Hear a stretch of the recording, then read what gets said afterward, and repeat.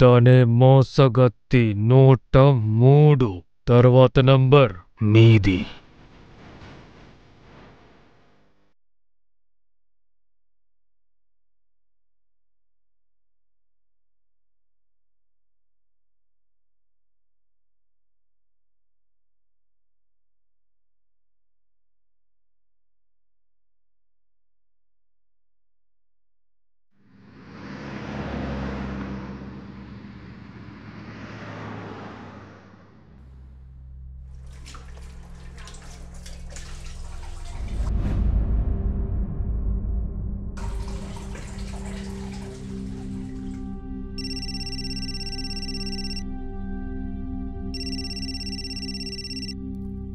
అరే రితిక్, 23 రోజుల తర్వాత ఫోన్ చేస్తున్నావే?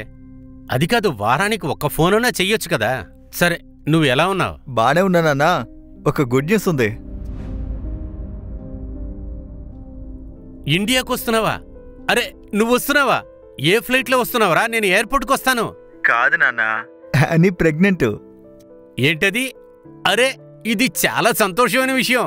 నేను వెంటనే అందరికి స్వీట్లు పంచేస్తాను. తర్వాత నేను రేపు ఫస్ట్ ఫ్లైట్ పట్టుకుని అక్కడికి వచ్చేస్తాను. పిల్లని చూడటానికి ఎవరో ఒకళ్ళు కావాలి కదా, అది నేను వచ్చేస్తాను. ఇది ఇండియా కాదు, అమెరికా. నేను తన కోసం ఒక మెయిడ్ ని పెట్టబోతున్నాను. ఆల్రెడీ ఇక్కడ చాలా ఖర్చు అవుతుంది.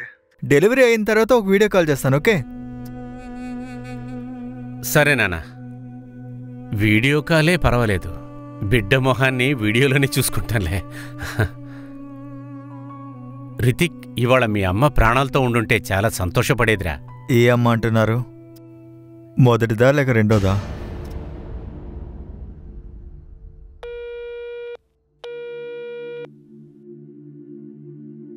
ఏంటి ఇలా ఉన్నారు?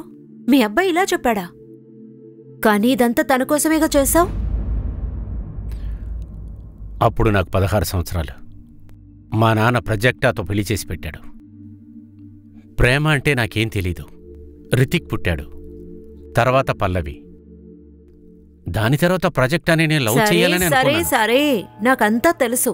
మేడంకి క్యాన్సర్ వచ్చింది, మేడం చనిపోయింది, తర్వాత నువ్వు ఇంకో పెళ్లి చేసుకున్నావు, నీ రెండో పెళ్ళం పారిపోయింది. 10 సార్లు ఈ కథ చెప్పేశావు. చెప్పేది విను. నువ్వు ఇలాంటి వాటి గురించి ఆలోచించడం ముందు ఆపు.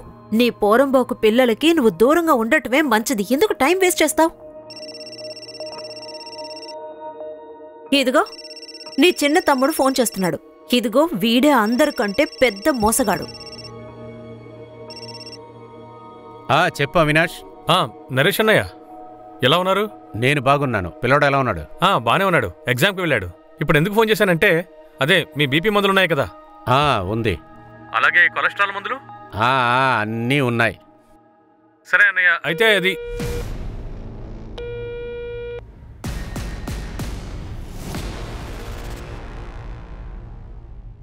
నానా టైం అయింది. కమాన్, మందులు వేసుకోండి. అరే లాయర్ గారు, నమస్తే. నమస్తే. నమస్తే. ఆరోగ్యం ఎలాగుంది? అది కాదయ్యా, నీలాంటి లాయరు ఇలా ఒంట్లో బాగలేని పడుకుంటే ఎలాగా? నీ క్లయింట్లు ఆత్మహత్య చేసుకుంటారయ్యా. అరే నవీన్, నువ్వు ఒకటివి. చూడు ఆశీష్ బాబు, అంకుల్ వచ్చారు, 2 టీ తీసుకురా. వద్దు, నేను టీ తాగే వచ్చాను. వద్దు, రేఖ ఇంట్లో పెడితే తాగొస్తున్నా. నువ్వు కూర్చో. అరే నరేష్, ఆ డిజిటల్ కాయిన్స్ గురించి చెప్పు. అవి పెరగబోతున్నాయా? అరే ఏం పర్లేదు అంకుల్, మీరు ఈ కాయిన్స్ రేట్ అంతా ఏం చెప్పక్కర్లేదులే అంకుల్. దాని రేట్ ఎలా ఫ్లక్చువేట్ అవుతూ ఉంటుందో అదేలాగా ఇతని బీపీ కూడా ఫ్లక్చువేట్ అవుతూ ఉంటుంది అంకుల్, అంతే. అరే, మీ నాన్న ఆరోగ్యం మీద ఇంత శ్రద్ధ ఉంటే మీ నాన్నకు ఒక కోడల్ని తీసుకురావయ్యా. అది కాదు ప్రతాప్, నేను ఒక అమ్మాయి ఫోటో పంపించానే, అది ఆడికి చూపించు. ఈ అమ్మాయి ఇదే. ఈ అమ్మాయి పేరు సునేరి. వాషిలో ఫ్యామిలీ మొత్తం అక్కడే ఉంది. అందంగా ఉంది కదా? ఇప్పుడు నోట్లోంచి ఒక్క మాట కూడా రాదు కదా. ఇలా చూడు, ఆ అమ్మాయి బాగుంది, నాకు నచ్చింది. అలాగే కుటుంబం మంచిదైతే నువ్వు మిగతావన్నీ మాట్లాడే. అలాగే, నేను వెంటనే వీళ్ళ నాన్నతో మాట్లాడతా. ఆయన నెంబర్ కూడా నీకు మెసేజ్ చేస్తాను. ఇది బాగుంది. నువ్వు ఇప్పుడు రెస్ట్ తీసుకో, నేను కపిల్ కొట్టుకు వెళ్తాను.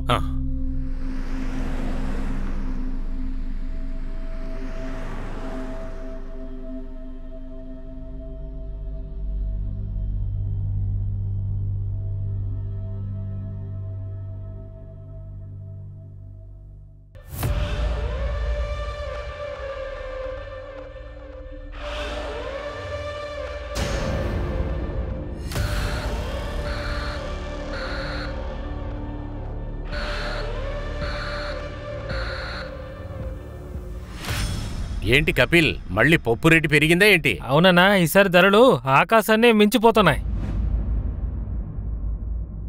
Hello uncle. ఏంటమ్మా? మీరు డాల్ కొనుక్కొచ్చారా? డోలా? కొనుక్కొచ్చాను, ఇంట్లో ఉంది. కానీ ఎప్పుడు ఎగ్జామ్లో 10కి 10 తీస్తావో అప్పుడే నీకు డాల్ ఇస్తాను. ఓ నో, 9 మార్కులు తెచ్చుకుంటే చాలదా? ఓ నో, ఎందుకని 9 మార్క్స్ వస్తాయి? నాకు అందులో ఒక క్వశ్చన్కి జవాబు తెలీదు. అరే దేవుడా, అరే కపిల్, ఇది పెద్ద ప్రాబ్లం కదా. ఏంటి కపిల్, నీ కూతురికి ఎక్కువ తెలివితేటలున్నాయి. సరే నరేష్ అన్న, డబ్బులు 2749. ఇదిగో 3000. చిల్లర నేను తర్వాత ఇస్తానన్నా. పర్వాలేదులే. Bye uncle. బాయ్ మా. సరే ఇలా రా. దీని లెక్క నాకు సరిగ్గా చెప్పు. నాన్న, ఫ్యామిలీ మీటింగ్ని కొంచెం తొందరగా ప్రారంభించండి. అమెరికాలో టైం ఎంత ముఖ్యమో మీకు తెలుసు కదా. అందరూ జాగ్రత్తగా వినండి. నా ప్రాపర్టీ మొత్తం నేను రేఖా పేరు మీద రాయిపోతున్నా. ఏంటి? ఈ చెడ్డవారి పేరు మీదనా? అన్నయ్య, పిచ్చి పట్టిందా? ఈ ఇంటి మీద నాకు అధికారం ఉంది. నాన్న, బాగా ఆలోచించి నిర్ణయం తీసుకోండి. ఈ రేఖ ఏవి మిమ్మల్ని లవ్ చేయట్లేదు. తన పేరు మీద ప్రాపర్టీ రాస్తే ఇంకేమవుతుంది? తను మిమ్మల్ని ఏవైనా చేసేస్తుంది. అంతకంటే దీన్ని ఏదైనా చారిటీకి డొనేట్ చేయండి. ఏయ్, మీలాగా నేనేం పిచ్చిదాన్ని కాను. ఈయన్ని లవ్ చేస్తున్నాను, ఈయనంటే నాకు మర్యాద కూడా. మేమన్నా చనిపోయావా? ప్రాపర్టీ మీద మాకు కూడా హక్కు ఉంది. అసలు అదెవరితే దాని పేరు మీద రాయడానికి? తనే రాబోయే నీకు తల్లి. దీన్ని పెళ్లి చేసుకోబోతున్నా. మీరు ఉన్నా లేకపోయినా నాకు బాధ లేదు. మీ ఎవరికీ నా మీద ప్రేమ అనేదే లేదు. రేఖానే నా మీద ప్రేమ చూపించి బాగా చూసుకుంటుంది. ఊరుకోండి, వీళ్ళ మాటలు విని ఎందుకు బీపీ పెంచుకుంటారు? వీళ్ళు చాలా నీచమైన వాళ్ళు. మీరు పదండి. నువ్వేనే చండాలవేందాన్వే. నీ లిమిట్స్ లో నువ్వుండవు. మర్యాదగా ఉండవు.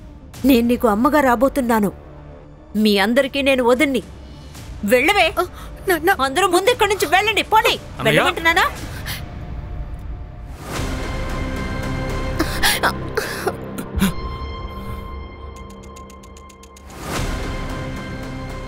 వయసైన వెంటనే నాన్నకి బుర్ర పనిచేయట్లేదు. ఒక పని తిన్నగా చేయలేకపోతే చెయ్యాల్సిన విధంగా చెయ్యాలి.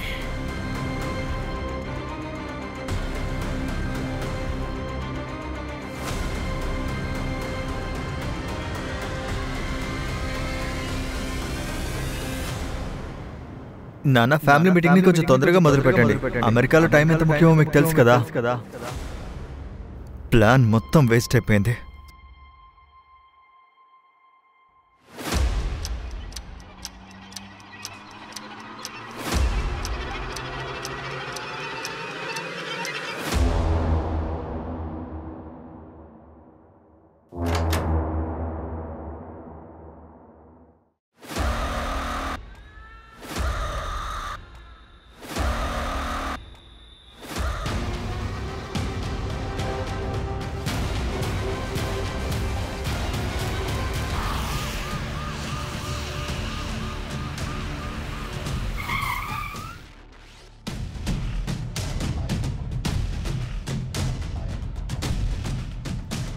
సార్, విక్టిమ్ భార్య బాడీని చూసి మనకి ఇన్ఫార్మ్ చేశారు.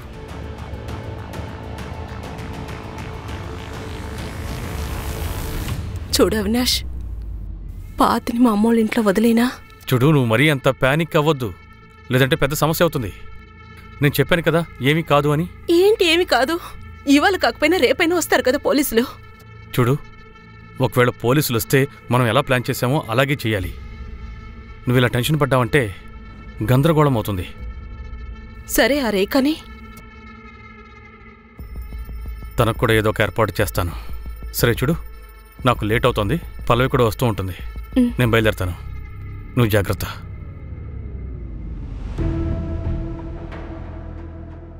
నిన్న రాత్రి సుమారు 8 గంటలకి ఇక్కడి నుంచి వెళ్ళిపోయాను. ఆ తర్వాత మేము ఫోన్లో కూడా మాట్లాడుకున్నాం. నిద్రపోతాను అని వెళ్ళారు.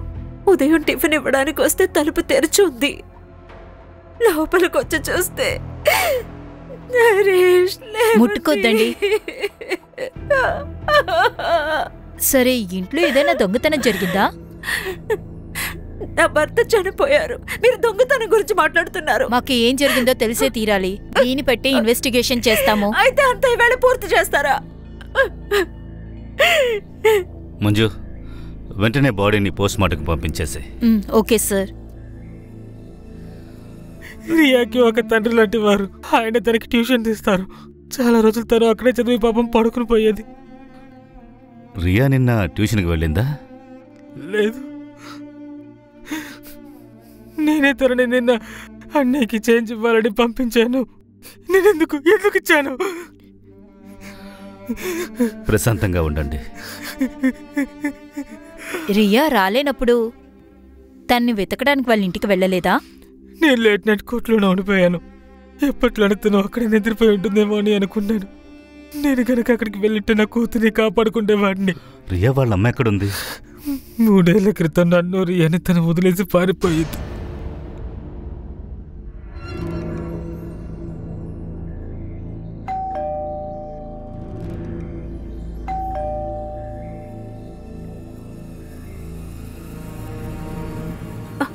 బాడీ ఎక్కడా? హలో, బాడీ ఎక్కడ? ఏమైంది? ఏంటి లోపలికి వస్తున్నారు? నాన్నగారు బాడీ ఎక్కడా? పోలీసుల దగ్గరుంది. అవును, మీ ఇద్దరిని స్టేషన్కి రమ్మన్నారే. నిన్ను మాత్రం ఇక్కడే వదిలేశారా? ఆ, ఇంటి మనుషుల్ని పంపించండి అన్నారు. ఎందుకంటే మామూలుగా సొంత వాళ్లే చంపుతారట. పద పల్లవి. అది సరే, నిన్న జరిగిన గొడవ గురించి నేనింకా పోలీసులతో చెప్పలేదు. నేను తలుచుకుంటే చెప్పుండొచ్చు. ఇప్పుడు నువ్వేమంటున్నావే? నిన్న రాత్రే మీరందరూ ఆయనతో గొడవ పడ్డారు. అదే రాత్రి ఆయన్ని మర్డర్ చేశారు. అంటే జరిగిన దాని గురించి మీరే అర్థం చేసుకుంటారా లేక పోలీసులకు చెప్పమంటారా? ఎందుకంటే ఇది వాళ్ళతో చెప్తే పర్ఫెక్ట్ గా అర్థం చేసుకుంటారు. చూడు, ఆయన మా అన్నయ్య, అలాగే పల్లవికి తండ్రి. మాకు ఆయనతో రక్త సంబంధం ఉంది. ఇక నువ్వు మాకు దూరంగా ఉండు. పద పల్లవి.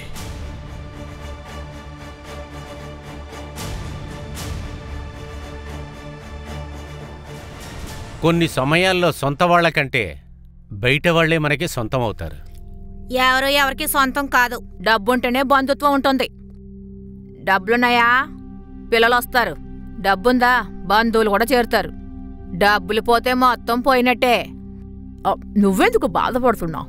నీ దగ్గర చాలా డబ్బుంది కదా. కారు కొన్నావా? అరే లేదమ్మా, ఈ వయసులో కారు కొని ఏం చేయాలి? పల్లవికి కారు కొనిద్దాం అనుకుంటున్నా. తను పాపం స్కూటీలోనే వెళ్ళొస్తుంది. చాలాసార్లు నీకు చెప్పాను, కానీ నువ్వు మాత్రం మారవు.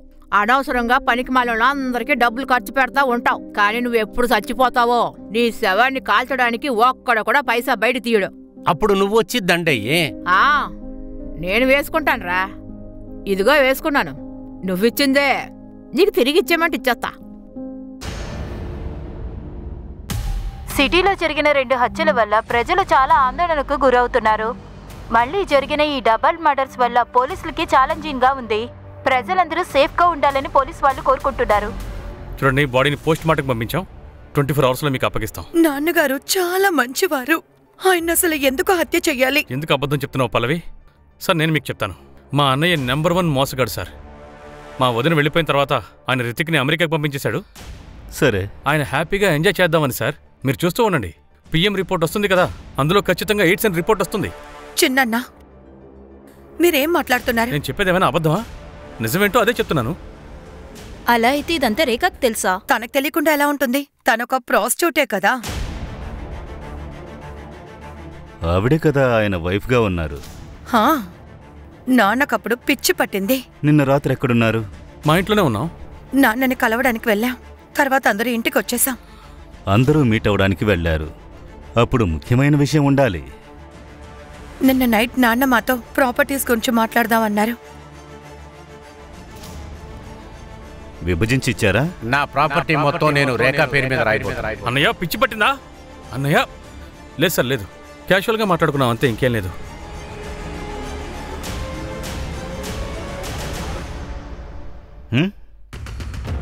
ఒక ఫ్యామిలీలో ప్రాపర్టీ డిస్కషన్ ఎప్పుడు క్యాషువల్గా పూర్తి కాదు. ఇలా చూడు, ఫ్యామిలీ మెంబర్స్ డీటెయిల్స్ కావాలి. Naresh bank details. నేను బ్యాంక్ డీటెయిల్స్ అన్ని చెక్ చేశాను సార్. అందులో డౌట్గా ఏమీ లేదు. సార్, ఆ అమ్మాయి రేఖ నిన్న రాత్రి ఒక కస్టమర్తో ఉంది. వాట్? ఊరికే ధర్మపతినిలా నటిస్తోందా? సార్, నరేష్ డేటింగ్ సైట్లో ఒక అకౌంట్ ఓపెన్ చేశారు. చూడండి, ఫ్రెండ్ లిస్ట్లో అమ్మాయిలు మాత్రమే ఉన్నారు. సార్, అతను తిరుగుబోతులా ఉన్నాడు. అంత త్వరగా జడ్జ్ చేయొద్దు. ఇదిగో, డేటింగ్ యాప్లో నీ అకౌంట్ రెడీ అయిపోయింది. ప్రొఫెసర్ నరేన్ దేశ్ముఖ్. అరే, నన్నెందుకురా ఇటువంటి విషయాలు ఇరికిస్తావో? నేను రేఖా విషయంలో సీరియస్గానే ఉన్నాను. అరే చూడు చూడు, ఒక ఫ్రెండ్ రిక్వెస్ట్ కూడా వచ్చింది. ఎవరది? ఫోటో చూడు, ఎంత బాగుందో. డైవర్సీ. హాయ్, హలో, నా పేరు లలిత. మీరు జెన్యూన్గా ఉన్నారు, ఎందుకంటే మీరు మీ ఫోటో వేశారు. మీరు ఒక ఎక్స్ ఆఫీసరా? ప్రొఫెసర్. సార్, ఆ ఇంట్లో దోచుకున్న వస్తువుల లిస్టు ఇదిగో ఇదే. రేఖ ఇచ్చింది. 2 జ్యువెలరీ సెట్, సిల్వర్ సామాన్లు, రిస్ట్ వాచ్, ఒక క్లాక్, 45,000 క్యాష్. సూరజ్, జ్యువెలర్స్ అన్నిటినీ యాక్టివేట్ చేసాయి. జ్యువెలరీ అమ్మడానికి వస్తే ఇన్ఫార్మ్ చేయమని చెప్పు. Right sir.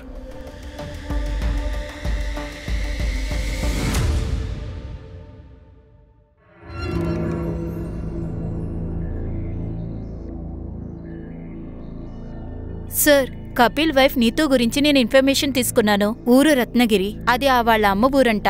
కానీ 8 నెలల నుంచి వేరే ఎవరితోనో అక్కడ ఉంటుంది. కపిల్ వైఫ్ని డివోర్స్ చేశాడా? అది తెలీదు సార్. కానీ నీతూ వచ్చి రియాని తీసుకోవడానికి అనుకోలేదు. అవినాష్, ఆ రోజు గొడవ తర్వాత నువ్వు తిరిగి ఇంటికి రాలేదే? ఎక్కడికెళ్ళావు? అది నా ఫ్రెండ్ ఇంటికి వెళ్ళాను. ఏ? ఊరికే. కానీ నేను ఇంటికి వచ్చినప్పుడు నువ్వు ఇంట్లో లేవు కదా. ఎక్కడికి వెళ్ళావు? చెత్త వేయడానికి వెళ్ళాను. అనవసరమైన ప్రశ్నలు వేయకు.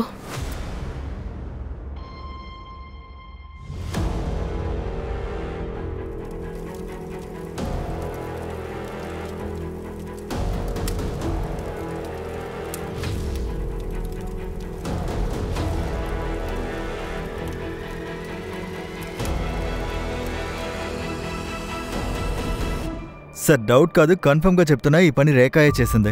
ఇప్పుడు తను ఇక్కడి నుంచి వెళ్ళిపోయింది. ఇంత నమ్మకంగా ఎలా చెప్పగలుగుతున్నా? సార్, నాన్న మొత్తం ప్రాపర్టీ తన పేరు మీద రాస్తా అన్నారు. ఆయన చనిపోతే మొత్తం ప్రాపర్టీ తందే అవుతుంది కదా. ప్రాపర్టీ ఆయన మార్చేశారా? లేదు. తనకెలా బెనిఫిట్ దక్కుతుంది? అయితే దీన్ని బాబాయ్ చేసి ఉండొచ్చు. ప్రాపర్టీ కోసమా? ప్రాపర్టీ, పార్త్ రెండింటి కోసం. సార్, పార్త్ నా తమ్ముడు సార్. పరిపిన్ని నాకు పెంపుడు తల్లి. ఇప్పుడు నాన్నకి 2వ వైఫ్గా ఉంది. వాట్? అవును సార్. 2 ఏళ్ల క్రితం మా నాన్న వదిలేసి అవినాష్ని పెళ్లి చేసుకున్నారు. పార్త్ కస్టడీ కోసం నాన్న కేసు ఫైల్ చేశారు. ఇన్ని సమస్యల మధ్యలో మా నాన్న ఆ ప్రాస్టిట్యూట్ రేఖాని పెళ్లి చేసుకుందామని అనుకున్నారు.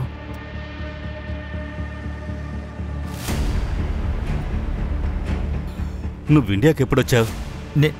నేను నిన్నే వచ్చాను సార్. నేను వెళ్ళొచ్చా?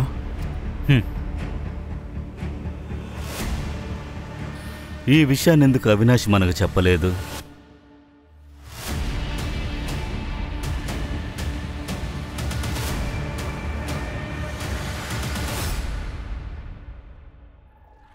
సార్, రేఖ వాళ్ళ అమ్మకు ఒంట్లో బాలేదంట, అందుకే ఊరెళ్ళింది. అసలు రేఖకి అమ్మ ఉందా లేదా? సార్, పోస్ట్మార్టం రిపోర్ట్ వచ్చింది. నరేష్ మరణం 31వ తారీఖు రాత్రి 9 to 1 మధ్యలో జరిగింది. స్ట్రగుల్ అయ్యారు. అంటే నరేష్కి తెలిసిన వాడే అయ్యుండాలి. కాల్ రికార్డ్, ఫోన్ లొకేషన్ ఎప్పుడు దొరుకుతుంది? రేపు వస్తాయి సార్. దియా పోస్ట్మార్టం రిపోర్ట్.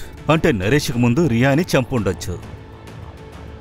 మధ్యలో 1 గంట సేపు డిఫరెన్స్ ఉంది. అయితే ఒకవేళ మెయిన్ టార్గెట్ రియాయేనా?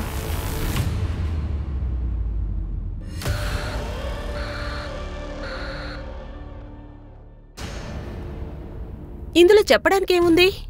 అఫీషియల్గా మేమిద్దరు విడిపోయాం. ఇది జరిగి 2 సంవత్సరాలు అవుతుంది. మా ఇద్దరి మధ్యలో ఏ సమస్యలు లేవు. పార్త్ కస్టడీ విషయంలో కేసు జరుగుతోంది కదా, అన్నీ నార్మల్గా ఉన్నాయంటున్నారు. ఇలా చూడండి, నన్ను అనుమానిస్తున్నారా? అలాగైతే వెళ్ళండి, ఆధారంతో రండి, ఆ తర్వాత మాట్లాడుకుందాం. దాన్ని తీసుకొస్తాం. అవినాష్ ఎక్కడో ముందు అది చెప్పు. ఆఫీస్కి వెళ్ళారు.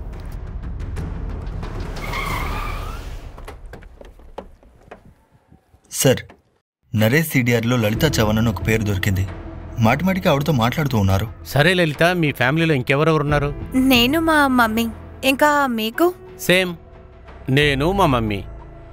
ఒకసారి నేను మా మమ్మీని పరిచయం చేస్తాను. ష్యూర్.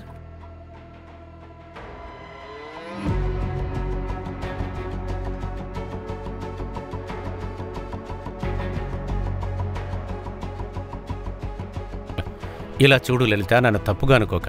నేను ఒక ఫ్రెండ్గానే నిన్ను కలుద్దామని వచ్చాను. అది కాకుండా ఈ యాప్ని మా ఫ్రెండే ఓపెన్ చేసి నాకు ఇచ్చాడు నా పేరు మీద. అది కాకుండా నాకు ఆల్రెడీ భార్య ఉంది. It's okay, I understand. Actually నాకు ఒక చిన్న హెల్ప్ కావాలి. మీరు ఆర్ఎం సహాని కాలేజ్లో ప్రొఫెసర్ కదా? ఆ, అక్కడ నేను జాబ్కి అప్లై చేయాలనుకుంటున్నాను. సో మీరు నాకేమైనా హెల్ప్ చేయగలరా? ఖచ్చితంగా చేస్తాను. అక్కడున్న ప్రిన్సిపల్ నా బెస్ట్ ఫ్రెండ్ వాడు. నేను వాడితో మాట్లాడతాను. నువ్వు వెళ్ళి ఇంటర్వ్యూ ఇచ్చేసి వచ్చే. Thank you so much. ఏంటి? కానీ నరేష్కి అమ్మ లేదు కదా? ఏంటండి ఇలా మాట్లాడుతున్నారు? తన అమ్మగారి ఫోటో కూడా చూపించారు. నాకు ఇంట్రడ్యూస్ కూడా చేస్తానన్నారు. అది సరే, ఆయన నీతో ఇంకేదైనా చెప్పారా? ఆయన గురించి ఏదో ఒక విషయం. అది ఇన్వెస్టిగేషన్కి కొంచెం హెల్ప్గా ఉంటుంది. మీకు ఎలా హెల్ప్ఫుల్గా ఉంటుందో తెలీదు, కానీ ఆయన చెప్పారు ఆయనకు ఒక బ్రదర్ ఉన్నారు అని. ఏదో పేరు చెప్పారు. హా, అవినాష్. ఆయన అదోలాగా అంట. అడల్ట్ సైట్స్ ఇంకా తప్పుడు విషయాలు కూడా చూస్తారంట. హలో, ఏంటి? ఓకే, ఇప్పుడే వస్తున్నా. నేరుగా డీసీపీ ఆఫీస్కి కంప్లైంట్ ఇచ్చావా? అరే, నువ్వు ముందు మా దగ్గరికి రావాలిగా. సరే, నీకు ఇప్పుడేమనిపిస్తుంది? నీ వైఫ్ రీతోయే రియాని చంపేసిందా? నాకు అనిపించలేదండి. ఇదే నిజం. ఎందుకంటే ఇప్పుడు నీతో ఇక్కడే ఉంది, కొప్పోలిలో ఉంది.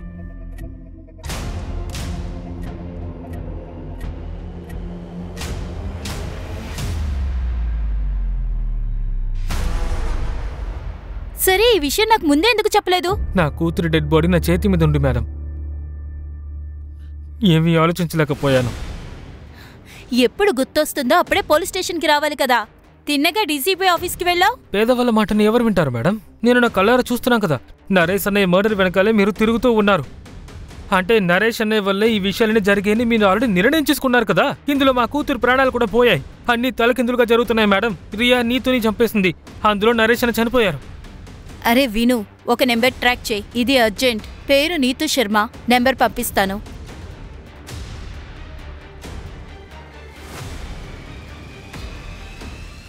పోనీ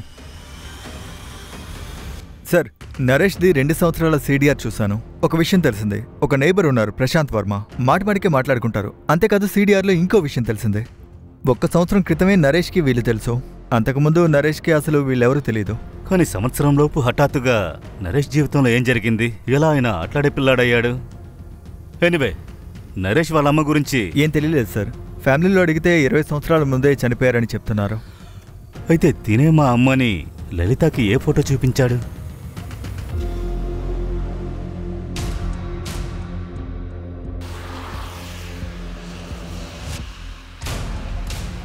ఆపు ఆపు ఆపు ఆపు, స్టాప్. ఎక్కడికి వెళ్తున్నావు? నేనేం చేయలేదు. నేను నా రియాన్ తీసుకువెళ్ళడానికి అక్కడికి వచ్చాను. 3 ఏళ్ల తర్వాత రియాని నువ్వు తిరిగి తీసుకెళ్తే నీ కొత్త హస్బెండ్ తనని అంగీకరిస్తాడా? సుదీప్ నాకు పెళ్లికి ముందు నుంచే బాగా తెలుసు. కపిల్ నుండి నాకు బిడ్డలు కలగలేదు. ఆ కారణంతో నన్ను మాటమాటికి కొడుతూ ఉంటాడు. సుధీర్ రత్నగిరి నుండి నన్ను అనుమానించడానికే వస్తుంటాడు. అతని వల్లే నాకు రియా పుట్టింది. అంటే రియా సుధీర్కి నీకు పుట్టినమ్మాయా? అవును. ఈ విషయం కపిల్కి తెలుసా? తెలీదు, కానీ నేను మాటమాటికి రియాతో ఫోన్లో మాట్లాడుతుంటాను. అప్పుడు తనే చెప్పింది, పోయిన నెల కపిల్ తన బ్లడ్ టెస్ట్ చేయించుకున్నాడు. సార్, నేను రికార్డ్ చెక్ చేశాను. 3 వారాల ముందు కపిల్ రియాని డిఎన్ఏ టెస్ట్ చేయించాడు. ఆ టెస్ట్లో వాడు ఫాదర్ కాదని వాడికి కన్ఫర్మ్గా తెలిసింది. వాట్? కపిల్ని పట్టుకోండి. అలాగే నరేష్ ఎలాంటోడో ఆ విషయం కూడా తెలుసుకోండి. నరేష్కి ఇన్వెస్ట్మెంట్లో చాలా మంచి నాలెడ్జ్ ఉంది. ఆ డిజిటల్ కాయిన్స్ పేరు చెప్పు, అదే పెరిగేవి. అంకుల్ మీరు ఊరుకోండి అంకుల్. ఆ కాయిన్స్ గురించి అంతా ఏం చెప్పక్కర్లేదులే. నరేష్ 2014లో 3 లక్షల రూపాయలు డిజిటల్ కాయిన్స్ మీద ఇన్వెస్ట్ చేశాడు. ఇప్పుడు 2021లో తన ఆ కాయిన్స్ ని అమ్మేశాడు. అది కూడా 34 కోట్లకి. 34 కోట్ల?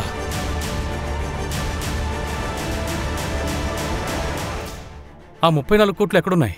మేము ఆయన బ్యాంక్ అకౌంట్స్ అన్ని చెక్ చేసాం, అందులో లేవే. ఆ 34 కోట్లు ఎక్కడున్నాయో నాకు కూడా తెలీదు. కానీ నరేష్ వెనకే తోకాడించుకుంటూ తిరుగుతున్నారే వాళ్ళ బంధువులు. వాళ్ళు తిరిగేదే ఆ 34 కోట్ల కోసమే. 34 కోట్లు నరేష్ బ్యాంక్ అకౌంట్లోనూ లేదు, అలాగే ఇంట్లో వెతికినా అది దొరకలేదు. అవును సార్, మొత్తం 34 కోట్లు పోయాయి. ఇంత డబ్బును వాడు ఎక్కడికి తీసుకెళ్లి దాచుంటాడు? కానీ సార్, 1 సంవత్సరం పాటు ఇంత డబ్బు దాయడం క్రైమ్కి ఓపెన్గా ఇన్విటేషన్ ఇచ్చినట్టే కదా. సార్, కపిల్ పారిపోయాడు. ఇంటి తాళం వేసి ఉంది, నెంబర్ స్విచ్ ఆఫ్లో ఉంది.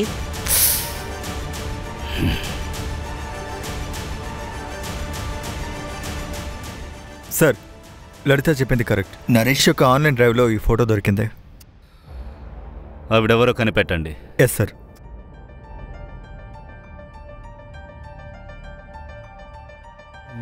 సార్, నరేష్ కూతురు పల్లవికి వేరే అమ్మాయితో అఫైర్ ఉంది. వాట్? అవును సార్, తన పేరు సునీతి. ఇలా చూడు, ఇది ఈమె పేరు సునీతి. వీళ్ళందరూ వాషింగ్లో ఉంటున్నారు. ఇద్దరు లివింగ్లో ఉంటున్నారు. నరేష్ వీళ్ళిద్దరిని వేరు చేయాలని ప్రయత్నించారు. ఇలా చూడు సునీతి, నీకోసం ఒక మంచి కుర్రాన్ని చూశాను. మంచి ఫ్యామిలీ, మా ఫ్రెండ్ ప్రతాప్ కొడుకే, లాయర్ ఫ్యామిలీ. నాన్నా, ఐ డోంట్ బిలీవ్ దిస్. మీరిక్కడికి నన్ను సునీతిని ఒప్పుకోవడానికే వచ్చారనుకున్నాను, కానీ మీరు విడగొట్టడానికి వచ్చారు. ఇది ఎప్పటికీ జరగదు నాన్నా. నేను మీ తండ్రిని. నేను చచ్చేంత వరకు ఇటువంటి తప్పు చేయనివ్వను. నేనున్నంత వరకు ఇటువంటి పెళ్లి జరగదు. సరే, నా దృష్టిలో మీరు చనిపోయారు. పదా వెళ్దాం. ఏంటిది? నరేష్ అంకుల్ మళ్ళీ నాన్నకు ఫోన్ చేశారు. అమ్మాయి వాళ్ళకి ఈ చోటు నచ్చిందంట. పెళ్లి కొడుకుని తీసుకుని ఇక్కడికి వస్తారట. నువ్వు దిగులు పడకో. మనకు మధ్యలో ఖచ్చితంగా ఎవ్వరూ రారు. రానివ్వను కూడా. సార్, అవినాష్ సిడిఆర్ ప్రకారం అతని ఫోన్ 31 మార్చిన 9 to 12 వరకు ఆఫ్ చేసి ఉంది సార్. 9 to 12 ఆఫ్ అయి ఉంది. నరేష్ రియా అప్పుడే హత్య చేయబడ్డా. మరైతే వాడు నైట్కి ఇంటికి వెళ్ళుండడు. ఆ రోజు గొడవ తర్వాత నువ్వు ఇంటికే రాలేదే, ఎక్కడికి వెళ్ళావు? సూరజ్, అవినాష్ని పట్టుకో. అలాగే రేఖాకి అమ్ముందా? ఆవిడ లేదు సార్, 6 నెలల క్రితమే చనిపోయింది. అలాగే రేఖ ఫోన్ స్విచ్ ఆఫ్ అయి ఉంది. తన దగ్గర 3 నెంబర్లు ఉన్నాయి, 3 ట్రాకింగ్లో ఉన్నాయి. కానీ ఇప్పుడు 3 కూడా ఆఫ్లోనే ఉన్నాయి. ఒకవేళ ఈ రేఖానే నరేష్ని చంపేసి మొత్తం డబ్బు తీసుకుని ఎక్కడికైనా పారిపోయిందా? చదరంగం ఆటలో రాణిగారే చాలా ధీటుగా ఉంటారు. సూరజ్, మన గూఢచారుల్ని అలర్ట్ చేయి. ఎంత ఫోర్స్ కావాలో తీసుకో. కానీ నాకు రేఖ లాకప్లోకి రావాలి. అవినాష్ని అరెస్ట్ చేయి, లేకపోతే వాడు కూడా తప్పించుకుంటాడు. గో. సార్, గుర్తుకొస్తోందా? అది 34 కోట్ల విషయం. నాకు తెలుసు అన్నయ్య దగ్గర 34 కోట్లు ఉన్నాయని. కానీ నరేష్ అన్నయ్యని నేను హత్య చేయలేదు సార్. మార్చి 31 నువ్వు మొబైల్ ఆఫ్ చేసి ఎక్కడికెళ్ళావు? ఆ రోజు నేను ఒక ఫ్రెండ్ దగ్గరికి వెళ్ళాను. పేరు, నంబర్ ఇవ్వు. తన పేరు బన్సీ సార్. తన నెంబర్ మొబైల్లో ఉంది. నేను చూసి మీకు చెప్తాను. ఆ అవసరం ఏమీ లేదు. మా దగ్గర నెంబర్ ఉంది, 7332-198. ఇది రేఖా నంబర్. మర్డర్ జరిగిన రాత్రి రేఖ తన క్లయింట్ని చూడడానికి వెళ్ళింది. ఆ క్లయింట్ నువ్వే.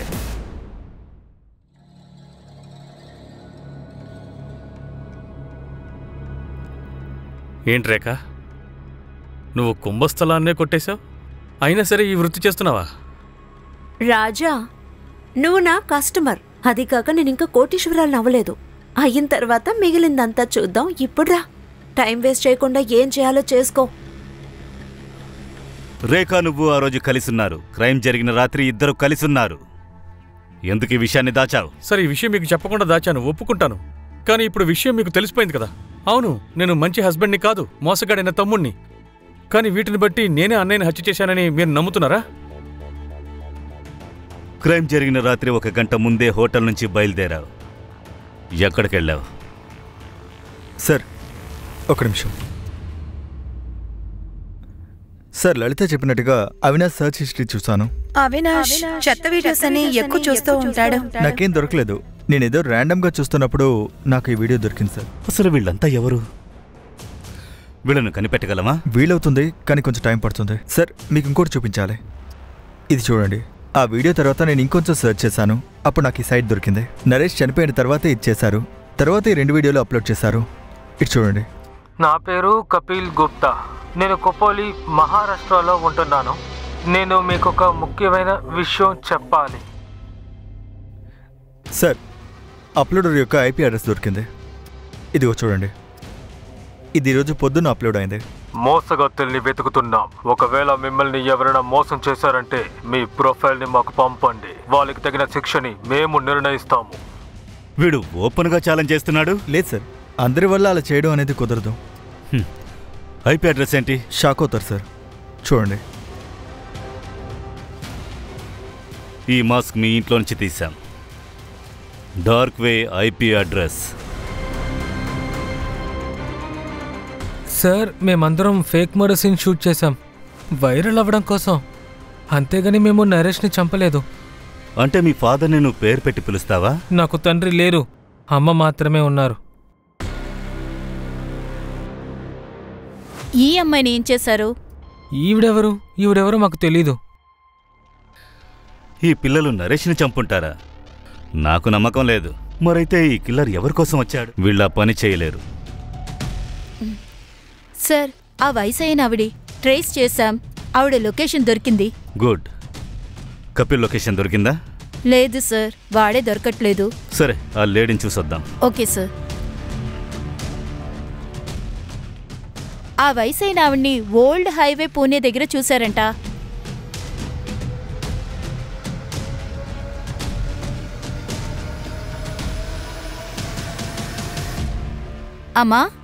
అమ్మా లేవేంటి? నేను తనకి అర్థమేంటని చెప్పాను,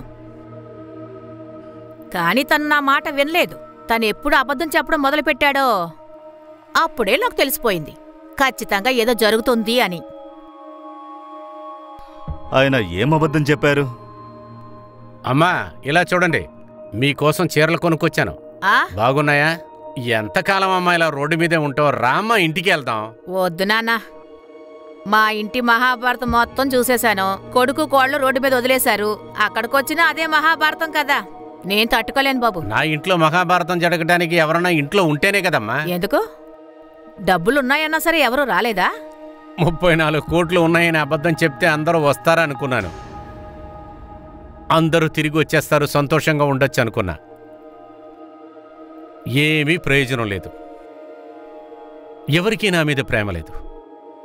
డబ్బు కావాలనే ఫోన్ చేస్తున్నారు, ఏవైనా ఇస్తారనే ఫోన్ చేస్తున్నారు.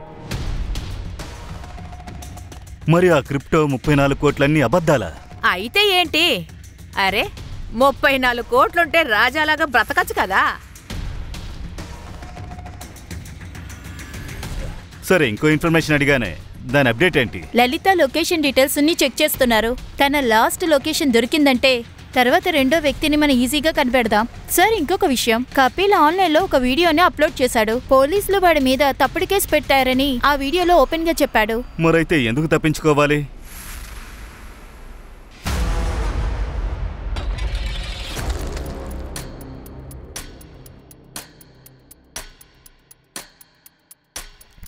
ప్రియా, ఇదిగో నరేష్ అంకుల్కి డబ్బులు ఇచ్చి వచ్చాయమ్మా. ఇప్పుడా? ఇప్పుడే. నువ్వు ఇంక అక్కడే పడుకో. నాన్న, ఈరోజు నేను నీతోనే ఉంటాను. ఒకసారి చెప్తే వినవా? చెప్పింది అర్థం కాలేదా? వెళ్ళు.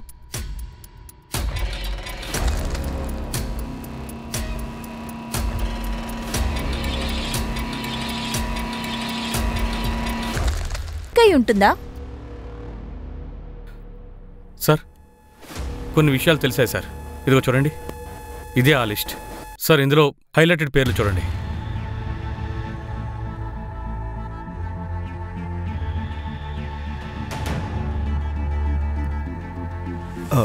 మంజు, లొకేషన్ ట్రాక్ అయింది.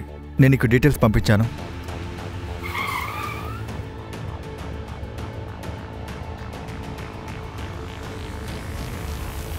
ఎవరు? Room service.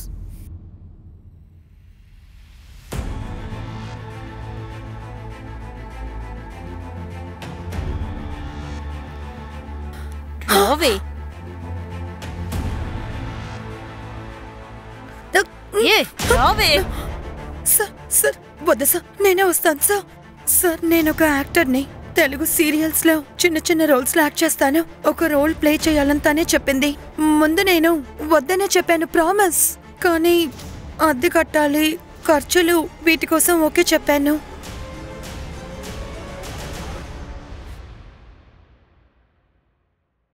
నరేష్ స్నేహాన్ని తప్పుగా వాడుకున్నావు. నన్ను మోసం చేసింది వాడే.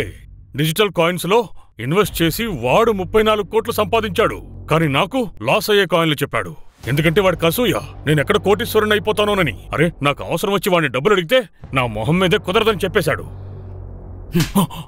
ఆ వీడియోని ఎందుకు తీసావు? అది పార్ది లాంటి వీడియోస్ చేస్తాడు, నాకు ఆ విషయం తెలుసు. మిమ్మల్ని మిస్లీడ్ చేయడం కోసమే ఆ వీడియోని నేను డార్క్ వెబ్ లో వేశాను, అంతే సార్. ఇంతకు మించి మాకు నిజంగా ఏం తెలియదు సార్. ఆ 34 కోట్లు మా దగ్గర లేవు. ఎలా ఉంటుంది? ఎందుకంటే అతని దగ్గర అంత డబ్బు లేదు కదా. అతను ఏ డిజిటల్ కాయిన్స్ అమ్మలేదు. అతను ఊరికే అబద్ధం చెప్పాడు. మా ప్రేమ దక్కాలని నాన్న అబద్ధం చెప్పారా? ఎందుకోసం నాన్నని చంపేశారా? వెల్, ప్రతాప్ ఆశీస్ లలితాని మేము మర్డర్ సైబర్ ఫ్లోట్ కోసం అరెస్ట్ చేశాం. చూడండి, క్రైమ్ వాళ్ళు చేసుండొచ్చు, కానీ దాన్ని ప్రేరేపించింది మీరే. మీ ప్రేమ పొందడానికి అబద్ధపు కథల్ని చెప్పారు. అదే కథలు అందరికీ చెప్పారు. ఒకవేళ ఈ డబ్బు అత్యాస వల్ల, అంటే డబ్బు కోసం మీరందరూ కలుస్తారని అనుకున్నారు. కానీ అది జరగలేదు, ఎందుకంటే మీరెవరూ రాలేదు. కానీ ఆ అబద్ధపు కథే ప్రమాదాన్ని కొని తెచ్చిపెట్టింది. అందువల్ల ఆయన ప్రాణాలు పోగొట్టుకున్నారు. ఆయనతో కలిసి పాపం ఆ రియా అమ్మాయి చనిపోయింది. మనకుండేది ఒకే ఒక జీవితం. దాన్ని బంధువులతో కలిసి బాగా ప్రేమగా జీవించండి. ఇంట్లో ఉండే పెద్దవాళ్లు ఒంటరిగా ఉండకూడదు.